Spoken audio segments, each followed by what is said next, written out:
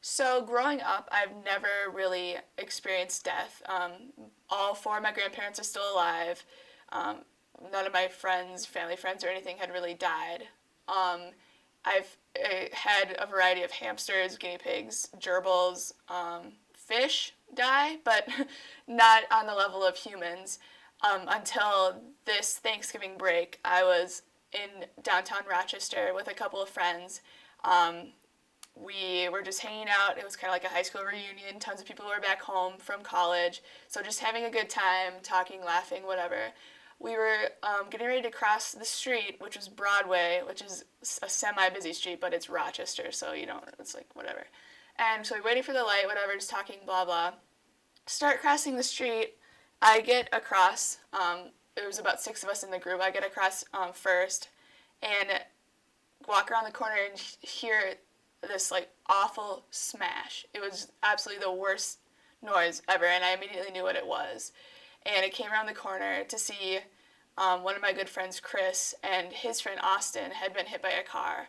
And so Chris is kind of laying in the gutter on the street. Austin was across about 50 feet away, up against a building. And it was just absolute chaos from that point. Just people just screaming, running around. It was just, it was insane. Nothing like you see on TV or movies. It was just awful. And so the ambulance came, took Austin first, then took Chris, and then I went to the hospital with a couple friends, and we were just waiting to find out what happened. We got to see Chris first. He had a broken leg in two places. He had a compound fracture in his arm, which meant that the bone popped out of his arm.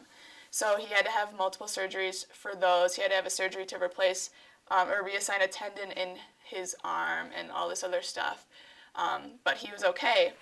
And then we found out that Austin had died. And that was the most surreal moment of my life. I had only met him hours before. I met him earlier that day, and we'd been hanging out. And now he was dead. Like, he was gone.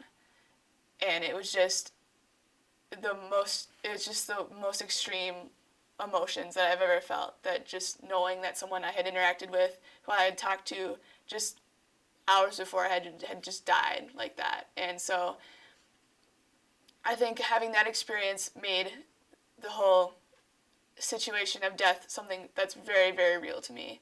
Had I been better friends with Austin or known him better, I'm sure it would be extremely different. But just being there when death happened, I was feet away from him, literally when he died, and it's just so weird to think about, and it's made me really realize that we're all gonna die. It might be in 50 years, in your sleep. You might be hit by a bus, after class. Like, it's so real, and so I think it's really important that everyone think about this and while they're still alive and live their lives knowing that you don't know like when it's going to be over. So do what you want to do while you have the chance, and tell people that you love them while you have the chance, because you might not have the chance later on. So, oh,